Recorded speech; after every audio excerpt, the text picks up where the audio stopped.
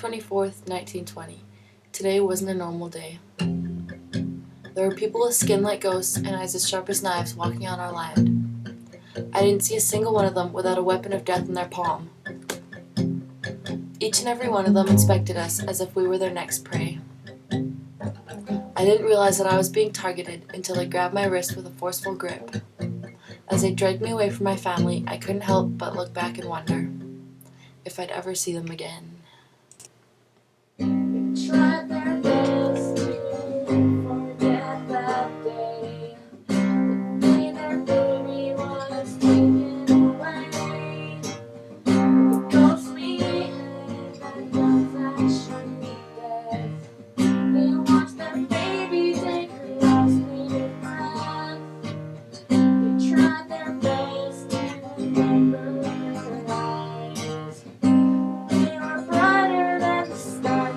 The skies. They tried their best to remember her voice. She'd speak their language out of choice. June 28th, 1920. It's horrible here. They tied my wrists together and moved me to a foreign place with a foreign smell and unfamiliar faces. The dark gray color of the floor blends perfectly into the stone-cold walls, and the dim light that hangs from the ceiling swings back and forth continuously. There are other kids here too, but they're too terrified to talk. The unfriendly ghosts watch over us, like the sun in the daytime, with the same glare that burns to look at. Days pass and the nights move along. They hold their baby and try to stay strong.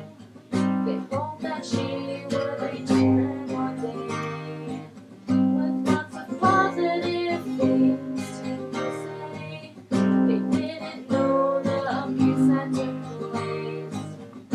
Memories that even time could not erase. The painful strikes they were taught one was right.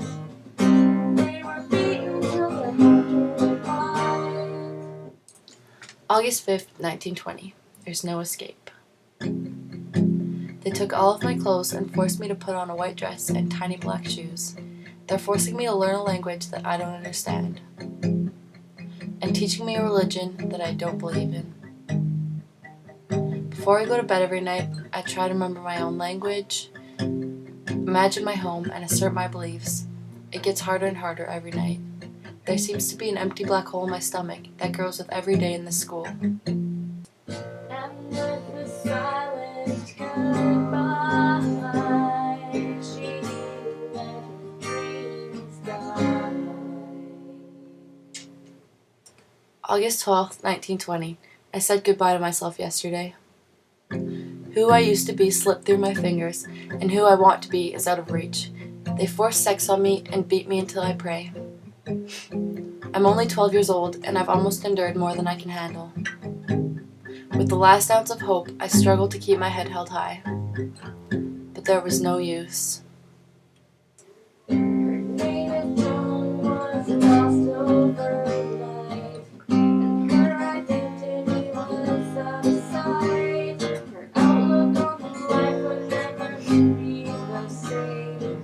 And the imperialists were blind. Her emotions were shielded by fear. Hoping the end would soon be near. The weight of all of it on life always got her like a knife. 5 years later, 1925, finally it's time to go home. I packed up the little amount of belongings I had and prayed to the God I now believe in. My first step onto homeland struck me with disbelief and unfamiliarity. My people look at me as if I was a stranger who had never lived here. My family isn't my family anymore, and this no longer feels like home.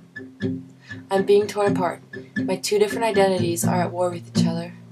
My heart is here, but my mind belongs to the white people.